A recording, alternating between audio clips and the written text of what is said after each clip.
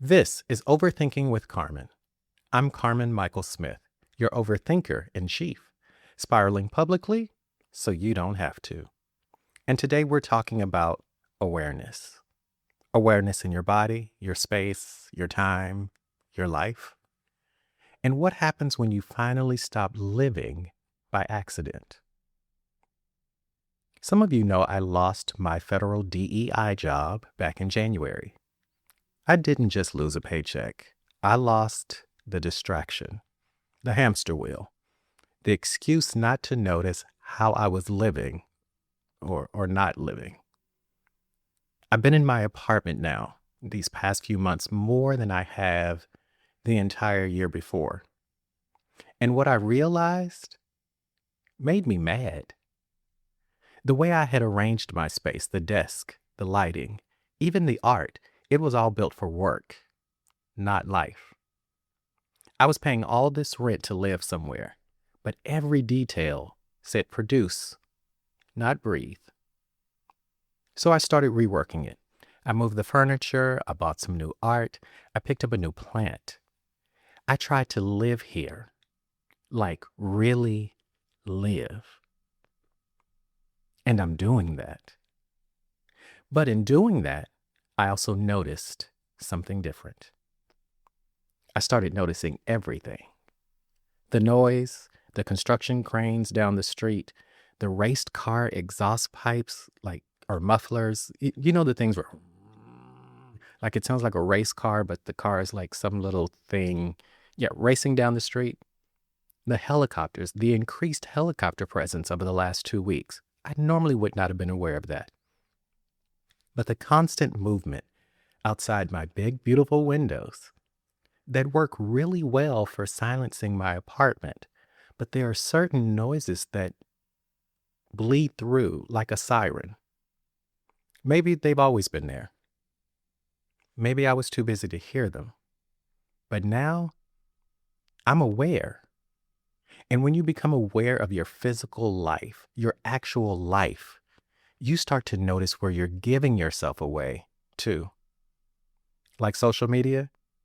Yeah, I disconnected from my personal Instagram page because I just don't have the energy for it anymore. The intentionality it takes to craft a life.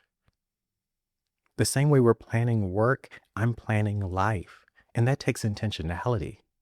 And then throw that out into the void of social media where people really aren't paying attention. I'm not built for that. I'm simply not built for that. I told a friend the other day, or I asked a friend the other day, name 5 memorable things you saw on Instagram last week. She paused. Then I said, okay, just 3 things. 3 things you saw last week that were memorable. As her eyes danced in her head, still nothing.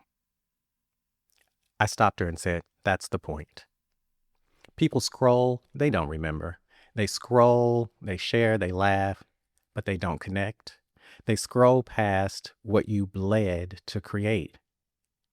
And I realized, yes, as an intentional person, I can create one great thing and put it out into the world. But social media demands that you create 50,000 meaningless things just to give you something to scroll past. And I'm not built for that. I don't have the energy to be intentional about my life for people who are unintentional about me. Same thing with my name. A really good friend of mine asked me this week, called to say, hey, heard the podcast. His quote was, your shit's really good. And I'm like, well, thank you. I appreciate that. And he asked very lovingly, do you think having your full name, carmenmichaelsmith.substack.com, is a barrier to people going to your Substack? And of course I was like, well, I'm trying to keep my name consistent. My name's not KMS. My name is Carmen Michael Smith. So I told him, I'm just keeping it consistent. He said, cool. And then, of course, I spiraled. 2 days after him asking me that question, I thought, maybe that's the point. I mean, I'm not optimizing for clicks. I'm cultivating connection. Carmen Michael Smith is not a brand. The work I do is a reckoning. So if typing my name feels like too much work, then the work itself will gut you. Which makes me think of this friend of mine who also tries to stretch me, um, who has these beautiful events for Black Q plus men. I use the term Q plus for Black, gay, queer identified, some like SGL and don't like the term queer. So I just try to use the umbrella of Q plus to affirm and be inclusive. But he hosts these beautiful events for Black Q plus men where they do hikes, they do HIIT workouts in the park, and these yoga sessions with deep conversations afterwards. I've bought tickets, I've supported and shared, but I don't go. Sorry. But partly because my workout routine right now, as y'all know from the previous episode, it's just locked in. It's regimented. There are no spontaneous workouts. There are no disruptions. I'm trying to build discipline with these workouts, and I need the structure. But also, and maybe this will shock many of you, I hate yoga. Yes, I know that hate is a strong word, but I hate yoga. And not in the, maybe you just need to try it way. No, I tried it. I took yoga twice a week for an entire semester in undergrad. I even took additional classes with other teachers around New York at the time. And I hated almost every minute of it. What do you hate, Carmen? I hate the stretching. I hate these deep breathings that go on forever. I hate holding still. The waiting. Again, as you know from my previous post, this is movement without clarity. This is worse than the treadmill for me. So if you think the treadmill was bad and I'm having to learn to stay on that, then this yoga feels like death to my brain. And then yoga in a room full of Black Q plus men. No, thank you. My mind spirals too much. Are they judging me? Am I the least flexible one in here? Because I am a little bit competitive. Is somebody going to put this on Instagram? Is my butt up in the air? Is somebody staring at my butt? And all of that. Like, all of that is noise. Noise about how I look. Noise about how I'm perceived. Noise about what it means to belong. Same noise I'm clearing out of my apartment. Same noise I left behind when I closed or disconnected from my personal Instagram. The same noise I am clearing out of my life. Because if I have to stretch myself, literally and figuratively, to fit into a space that is not built for my peace, I don't want it. My goal isn't to be everywhere. My goal is to be exactly where I'm meant to be. Isn't that the goal? To be exactly where you're meant to be. Fully present, fully grounded, fully awake.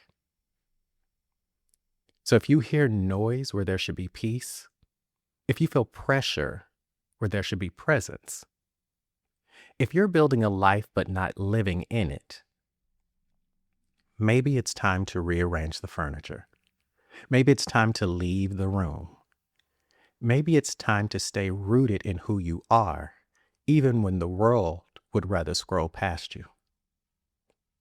Stretch out of this stingy version of your life you've been calling living. But don't let that life stretch you so thin that you forget to live. I'm Carmen Michael Smith, your overthinker in chief. Thanks for spiraling with me again, and until next time, choose presence over performance every single time.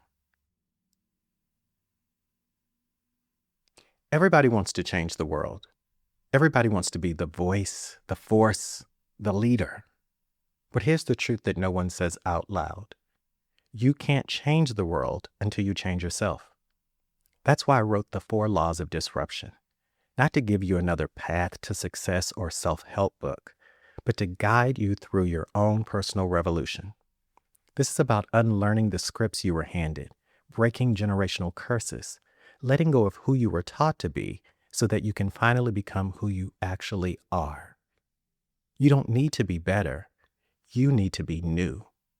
And if you're tired of performing, tired of pretending, if you're ready to become whole, then your journey starts here with disruption. Go to 4 lawsofdisruption.com and get your copy today. And let disruption be the catalyst for your liberation.